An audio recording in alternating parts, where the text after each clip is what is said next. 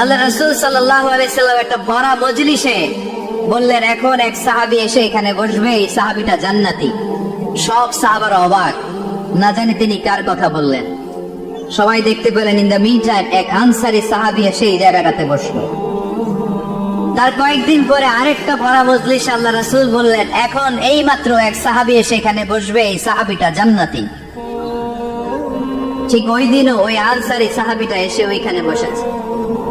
আবার কয়েকদিন পরে আল্লাহ রাসূল সাল্লাল্লাহু আলাইহি ওয়াসাল্লাম বললেন, এই মুহূর্তে এই মজলিসে এমন এক সাহাবী ঢুকবে, এই সাহাবীটা জান্নাতি।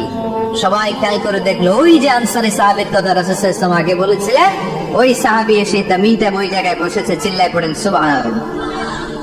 সব সাহাবীরা অবাক হয়ে গেলেন, ঘটনা কি? কি এমন গোপন আমল করে এই সাহাবী, যে গোপন আমলের কারণে তিনটা বড় মজলিসে বিশ্বনবী এই সাহাবীকে বললেন জান্নাতি।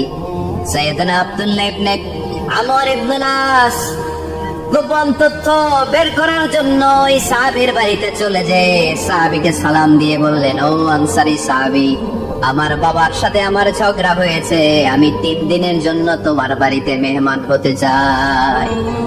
কয়দিনের জন্য? 3 দিন। ওই আনসারী সাহাবী বলল, আহলান ওয়া সাহলান, খুশামদেদ, আপনি আমার মেহমান হবেন, এটা তো আমার সৌভাগ্য। আসেন, থাকেন, এই ঘরে আমি থাকি, এই ঘরটা ফাঁকা, আপনি এখানে থাকেন। এবার আব্দুল্লাহ ইবনে আমর ইবনে আস খেয়াল করলেন কোন গোপন আমল করে কিনা, কোন নেক আমল আছে কিনা এই সাহাবীর, যে কারণে 3বার বিশ্বনবী সাহাবীরে জান্নাতি বলেছে। 3 দিন টানা 3 দিন লক্ষ্য করার পরে সাইয়েদনা আব্দুল্লাহ ইবনে আমর ইবনে আস এই সাহাবীর মধ্যে তেমন বিশেষ কোন নেক আমল, গোপন আমল আর দেখতে পায় নাই। 3 দিন যখন শেষ, যাওয়ার পথে বলে, ভাই আসলে আমার আপনার সাথে আমার তেমন কোনো ঝগড়া টগড়া হয় নাই। ঝগড়া টগড়া কিছু না, আমি বিশেষ একটা কারণে এসেছি। 3বার বিশ্বনবী তোমাকে জান্নাতি বলে ঘোষণা করেছে।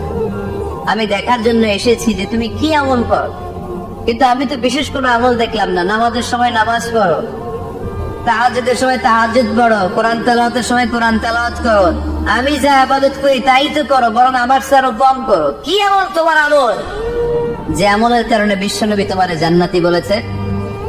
সাহাবীটাকে বলে, আব্দুল্লাহ, আমার জীবনে বিশেষ কোনো আমল নেই, এমন কোন আমল আমি আমার জীবনে করি নাই যে আমলের কারণে বিশ্বনবী আমারে জান্নাতি বলে ঘোষণা দিতে পারে।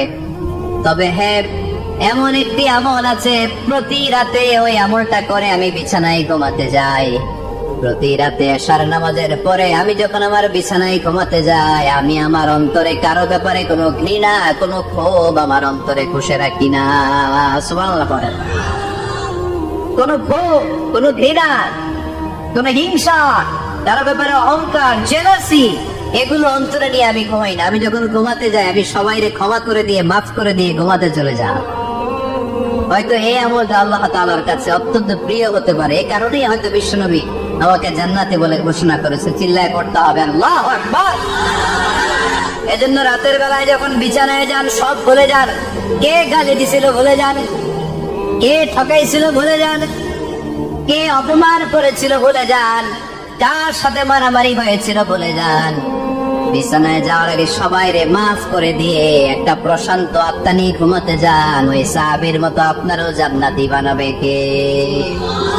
এজন্য আল্লাহ বললেন, আল্লাযীনা ইউনফিকুনা ফিস সাররাই ওয়াদ দাররাই ওয়াল কাযিমিনাল গায়যা ওয়াল আফিনা আনিন নাস ওয়াল্লাহু ইউহিব্বুল মুহসিনিন।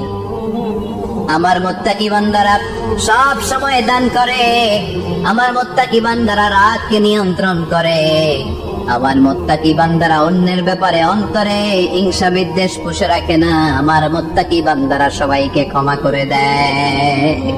সুবহানাল্লাহ পড়েন। তাসারিউ إلى مغفرة من ربكم وجنة عرضها السماوات والأرض أعدت للمتقين। আল্লাহর ক্ষমার দিকে ছোট, আল্লাহর জান্নাতের দিকে ছোট। যেই জান্নাত ছোট নয়, যেই জান্নাতটা সংকীর্ণ নয়, যেই জান্নাত হলো আকাশ জমিন বিস্তৃত। সুবহানাল্লাহ। উইদ্দাত লিল মুত্তাকিন, এই জান্নাতকে আল্লাহ তাআলা মুত্তাকিদের জন্য তৈরি করেছে। কাদের জন্য? আপনাদের জন্য তৈরি করেছে। আলহামদুলিল্লাহ পড়েন। মুত্তাকি কারা? যারা আল্লাহরে ভয় পায়। মুত্তাকি কারা? যারা আল্লাহকে না দেখে ভয় পায়। তাদেরকে কি বলে? মুত্তাকি। আল্লাহরে দেখছেন কখনো? লা তুদরিকুহুল আবসার। পৃথিবীর চামড়ার চক্ষু দিয়ে আমার রব আল্লাহ তাআলাকে দেখা যায় না, কিন্তু ওহুয়া ইউদরিকুল আবসার, তিনি সবাইরে দেখতে পায়। সুবহানাল্লাহ পড়ে।